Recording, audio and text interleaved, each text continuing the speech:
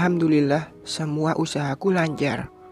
Mulai dari menulis, jualan skincare, dan buka rumah makan Padang. Bahkan sampai saat ini tak hentinya bersyukur karena juga bisa membuka lapangan kerja. Rencananya aku akan buka cabang. Tak lupa, jualan nasi Padang juga dipromosikan di media sosial serta mendaftar untuk jualan melalui aplikasi online, yaitu GoFood. Aku yakin selagi ada usaha pasti ada jalan. Nasi tambah satu, sahut seorang pembeli duduk di meja nomor 3. Dengan cekatan, salah satu yang bertugas menghidangkan datang, membawa apa yang diminta bapak itu. Nasi rendang 3 bungkus, mas, pinta seorang ibu-ibu ke Doni. Ditunggu ya, Bu, jawab Doni dengan ramah. Jangan lupa pakai teh goyang. Oke, Bu, jawab Doni bersemangat. Di sini seperti umumnya rumah makan Padang, jika membeli nasi atau makan langsung dihidangkan pasti ditemani teh goyang. Teh goyang adalah teh sedikit gula, baik penyajiannya panas maupun dingin, namun tidak menambah harga, alias gratis. Bukan saja nasi masakan Padang, minuman ciri khas Padang juga aku jual. Namanya teh telur. 1 gelas dihargai Rp7.000 saja. Padahal di tempat lain mungkin sudah 10.000. Untung hanya sekitar 1.500 hingga 2.000 segelas. Biar sedikit tapi lancar. Satu hal lagi aku tekankan, kebersihan dan cita rasa harus terjaga. Mbak, biar Raka aku saja yang jaga, ucap Yana saat aku memangku Raka duduk di kursi kasir. Sekalian suapin Raka makan ya, Yan, tanggapku. Ya, Mbak. Lalu Yana membawa Raka ke rumah. Jam segini jam paling ramai karena waktu makan siang. Bahkan semua kursi terisi penuh hingga ke kursi di teras, tempat pembeli menunggu pesanan nasi bungkus. Tak jarang, kursi kasir yang aku duduki juga harus diberikan ke pengunjung. Alhamdulillah, alhamdulillah. Rina, ada Bu Ida dan Setelah mencarimu. Pergilah, temui biar ibu yang duduk di kasir, ucap ibu tiba-tiba. Setelah dan ibunya, iya, ada rasa aneh. Mereka berkunjung. Tanpa pikir panjang, aku menuju rumah. Benar, Setelah dan ibunya datang, bahkan Raka digendong. Pemandangan langka, hanya saja kok tumben mereka berkunjung. Hai Mbak, sapa Setelah sangat ramah. Lagi, ada rasa aneh karena terakhir kali bicara di ponsel, ia dan ibunya menyuruhku bercerai dengan Mas Bayu. Ada angin apa hingga mereka mengunjungiku dengan wajah baik? Cucu nenek tambah gemuk aja. Ibu Mas Bayu mencubit pelan pipi Raka. Raka terlihat tidak begitu menanggapi karena dari dulu tak pernah dekat. Masuklah, Bu, Setelah, ucapku. Mereka datang baik-baik. Apa salahnya menyuruh duduk dan sekedar minum teh hangat? Yan, tolong bikinin teh hangat, ucapku ke Yana. Gak usah Mbak, kami hanya sebentar aja kok, tolak Setelah, sebelum Yana beranjak. Iya Rina, kami hanya kangen Raka, timpal ibunya. Tidak mungkin mereka tidak tahu jika aku dan Mas Bayu sudah sidang pertama, meskipun Mas Bayu tidak hadir. 1 kali sidang lagi, aku pasti resmi jadi janda di catatan negara. Mungkin, namun Raka merengek di pangkuan ibu Mas Bayu. Ia terlihat tidak nyaman hingga akhirnya Yana menggendong Raka keluar. Ini hanya aku, Stella dan ibunya di ruang tamu. Wah, rumah orang tuamu semakin besar dan bagus ya, Rin, kata ibu Mas Bayu sambil melihat ke sekitar. Iya, udah gak jelek kayak dulu ya, Bu. Stella juga ikut menanggapi. Alhamdulillah, jawabku. Oh ya, Rin, ini ada titipan dari Bayu. Ibu mertua menyodorkan uang yang dirogoh dari tasnya. Lumayan banyak dan uang itu pecahan 50.000. Entah berjumlah berapa. Tapi kok tumben. Ambillah Mbak, itu haknya Mbak dan Raka. Apakah ini nafkah dari Mas Bayu? Hanya saja kenapa bukan Mas Bayu yang memberikan? Mustahil rasanya. Tiba-tiba adik dan ibunya mengantarkan. Bukankah mereka sedang butuh uang untuk membayar cicilan bank? Terima kasih, Bu, jawabku, menerima uang itu. Aku mengambilnya karena menafkahi Raka adalah kewajiban Mas Bayu. Ibu bangga padamu, Rina.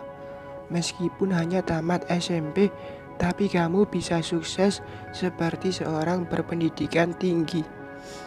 Maaf jika kami terlambat menyadari.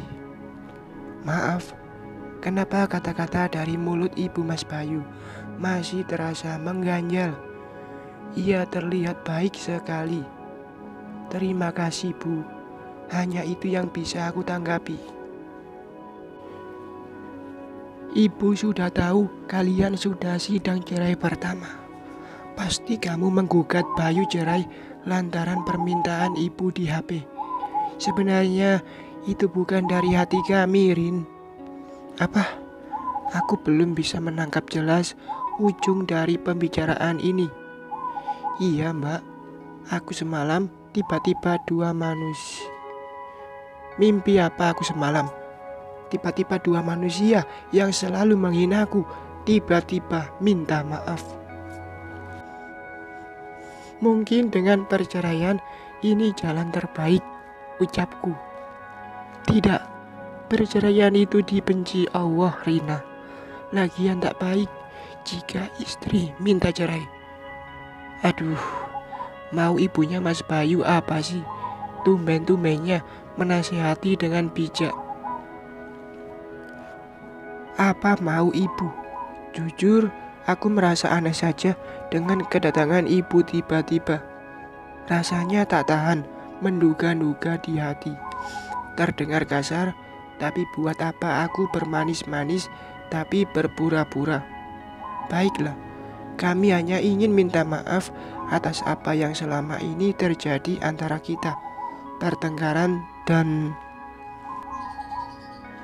Iya, Mbak. Kami minta maaf.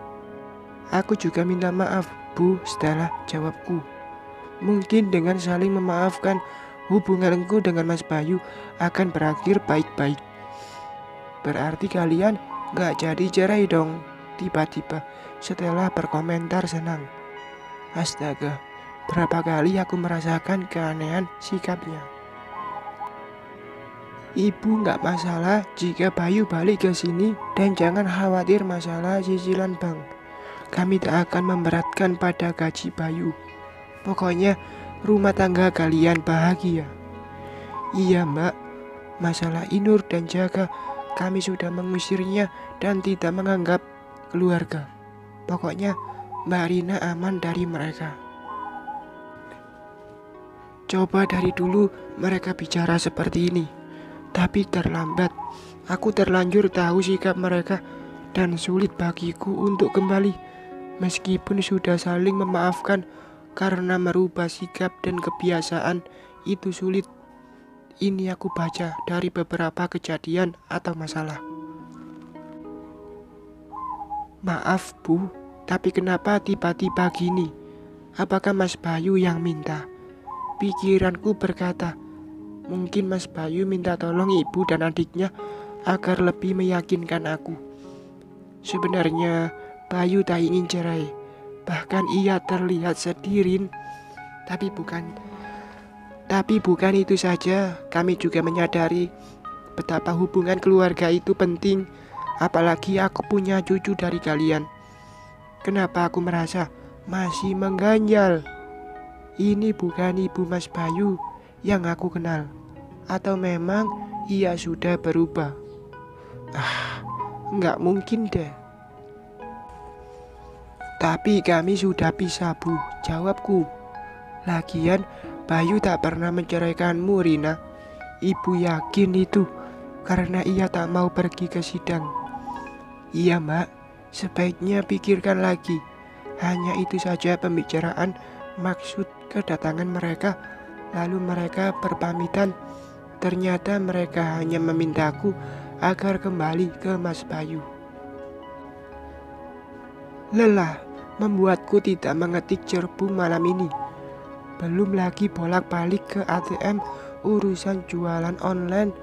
Kedatangan Stella dan ibunya sempat dipertanyakan ibu dan bapak. Aku jawab jujur saja, namun dua pendapat aku terima. Bapak memberi ide menolak, sedangkan ibu menyuruh berpikir karena ada Raka. Ponselku bergetar. Ada panggilan masuk dari Mas Bayu. Ragu menjawab. Akhirnya aku terima karena mungkin dengan bercerai baik-baik rasanya lebih tenang. Apalagi kami ada Raka. Halo Mas, jawabku. Raka sudah tidur, Rina. Sudah. Kalau mau bicara dengan Raka, sebaiknya siang, Mas. Aku hanya ingin bicara denganmu, Rina. Masalah Stella dan ibumu ke sini tadi siang. Iya, aku tidak ingin kita cerai. Aku tidak akan menceraikanmu, Rina. Ucapan Mas Bayu terdengar tegas. Aku sudah tak nyaman, Mas. Aku akan membuatmu nyaman. Aku janji. Maaf, Mas, jawabku. Karena tak tahu harus bicara apa lagi. Kita bisa mulai dari awal. Aku pastikan ibu dan Stella tak akan pernah memusuhi kamu lagi. Aku jamin. Buat apa ucapanmu ini, Mas? Aku tahu semua keluargamu, terutama watak mereka. Inur dan Jaka sudah diusir. Aku dan Stella sudah tak menganggap Jaka saudara. Jangan khawatir, kita sama-sama tahu jika Jaka anak kesayangan ibumu. Iya, tapi semenjak ia menipu kami, semua sudah berubah, Rin. Jadi benar kata Stella. Teringat tadi Stella berkata jika Inur dan Jaka sudah diusir. Stella sudah cerita ya? Iya, mungkin setelah ini kita akan hidup damai. Kita membesarkan Raka beserta anak Stella. Hah? Anak Stella? Apa maksud ucapan Mas Bayu?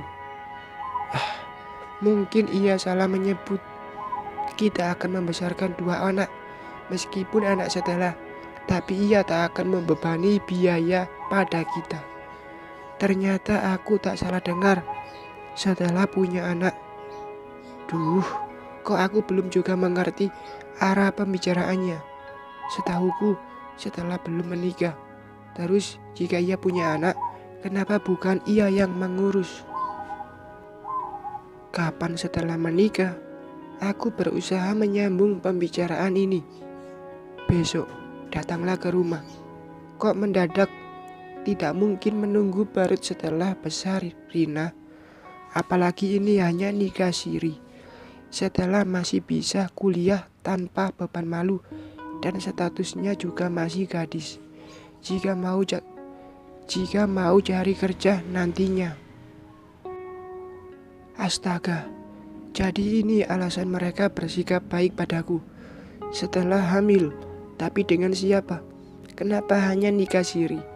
Banyak pertanyaan yang belum terjawab.